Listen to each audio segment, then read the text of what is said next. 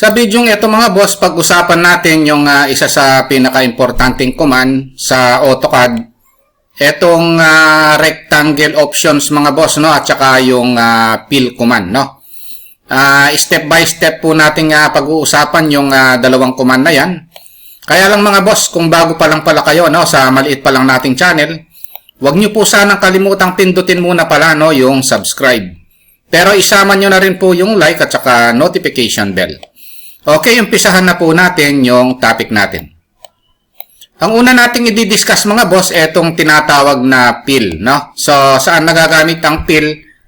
Etong mga fill mga boss, halimbawa gusto nating gawing solid yung isang object mga boss, no? Halimbawa yung circle, rectangle, kung i-hatch natin ito ng solid, halimbawa H for hatch, no?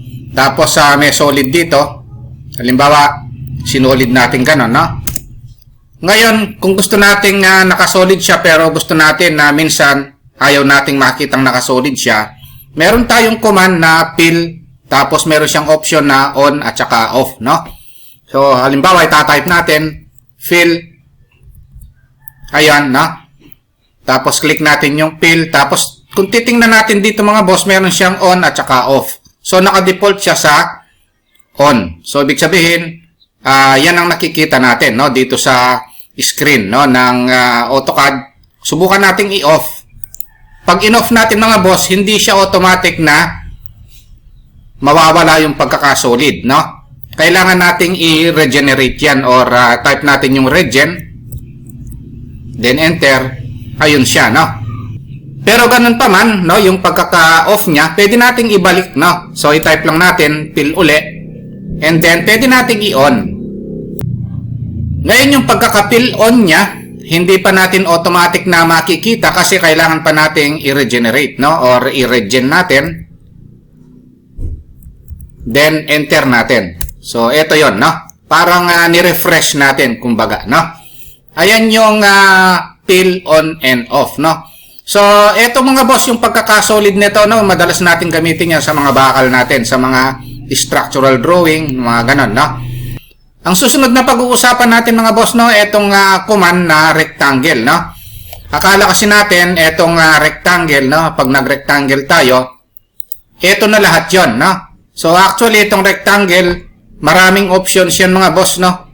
Halimbawa, magre-rectangle tayo, kung titingnan natin, meron siyang chamfer, elevation, fillet, thickness, width na option, no? Halimbawa, click natin itong fillet, no? Pag kinlik natin yan, ano raw radius? Fillet radius, halimbawa 1, yung radius. So, kung titingnan natin, ang radius nito, kung magiging circle ito, 1 ito, no? So, ibig sabihin, automatic rounded yung corner, no? So, minsan kasi gusto nating gumawa ng rectangle na smooth na yung corner, no? So, hindi na natin kailangang ipili pa ito, no? Tapos lagyan ng radius, automatic na. Ngayon kung gusto naman nating ibalik sa dati, rectangle, pili, ilagay lang natin sa 0, yung value, no? So pag nag-rectangle tayo, balik siya sa dati, no? Yung corner niya is sharp, no? Ngayon aside from rectangle, pili, meron siyang chamfer naman, no? So yung pag kinlik natin yung chamfer, halimbawa, yung first chamfer distance, halimbawa, 1. Yung second chamfer distance, 1 din. Pag nag-rectangle tayo rito, ayan, no? Meron na siyang cut, no? Ayan yung chamfer option, no?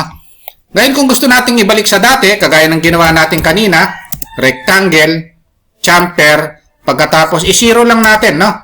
Iparehas lang nating 0, balik siya sa dati, no?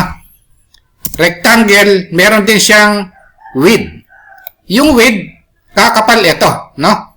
Click natin yung width, and then halimbawa yung width, 1, click natin, ito siya. So, makapal siya, no? Minsan kasi kailangan nating gumawa ng rectangle na may kapal siya, no?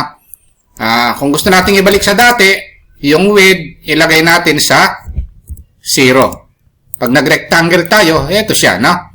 Ngayon, meron pang option yan, yung elevation naman, no? At saka yung thickness, no? Ang susunod na pag-uusapan nating option niya, itong thickness. O, click natin yung thickness. Halimbawa, ano yung thickness?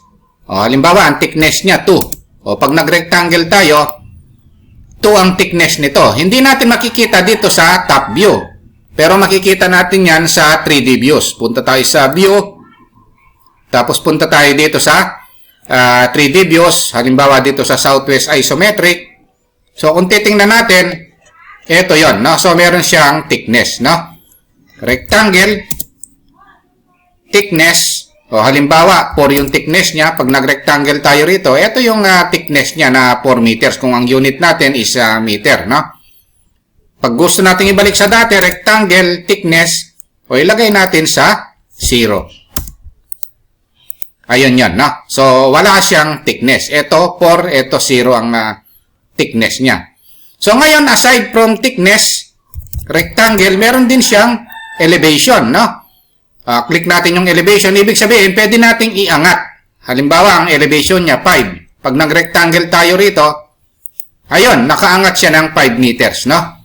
Ngayon, kung gusto na nating ibalik sa dati, rectangle, elevation 0, o, nasa ilalim siya. Ayan yan. Ito nakaangat siya ng 5 meters, ito nakaangat siya ng 0. Ayan yung mga options ng rectangle mga boss at saka yung command na fill, no?